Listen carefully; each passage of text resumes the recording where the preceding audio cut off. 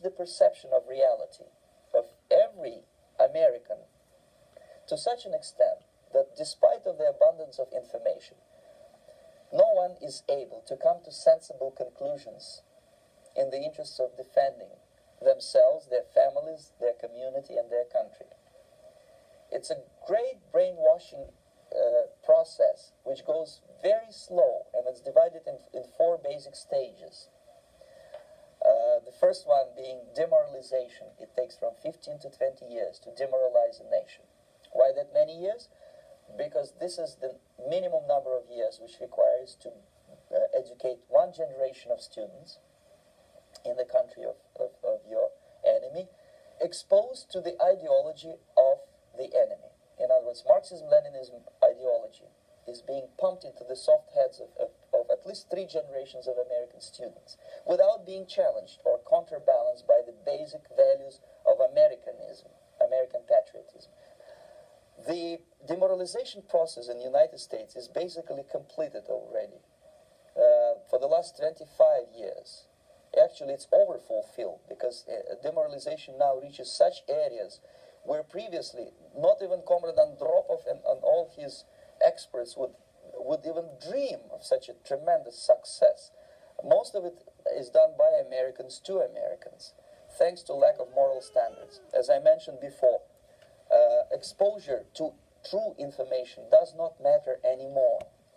A person who is demoralized is unable to assess true information. The facts tell nothing to him.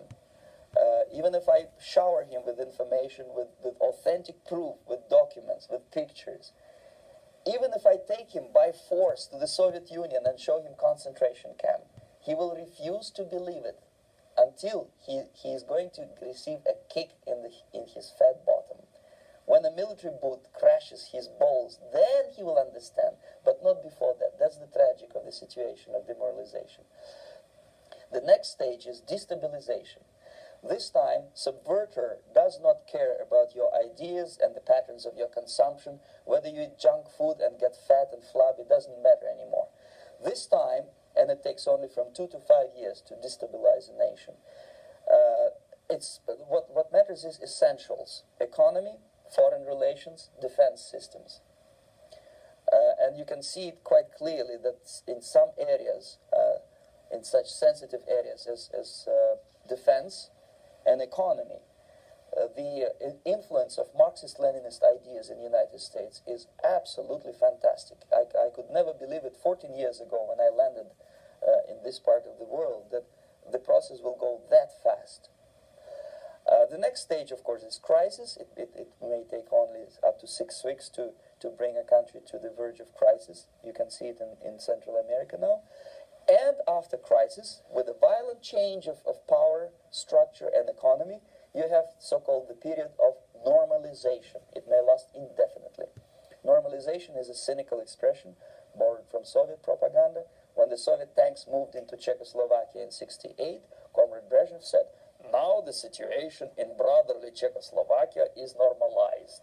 This is what will happen in the United States if you allow all these schmucks to bring the country to crisis, to promise people all kind of goodies and the paradise on earth, to destabilize your economy, to eliminate the principle of free market competition, and to put a big brother government in Washington, D.C., with benevolent dictators like Walter Mondale, who will promise lots of things, never mind whether the promises are fulfillable or not.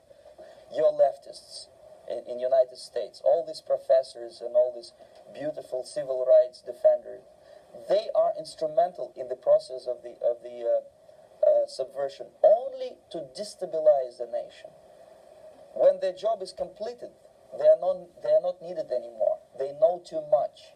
Some of them, when they get disillusioned, when they see that Marxist-Leninists come to power, obviously they get offended.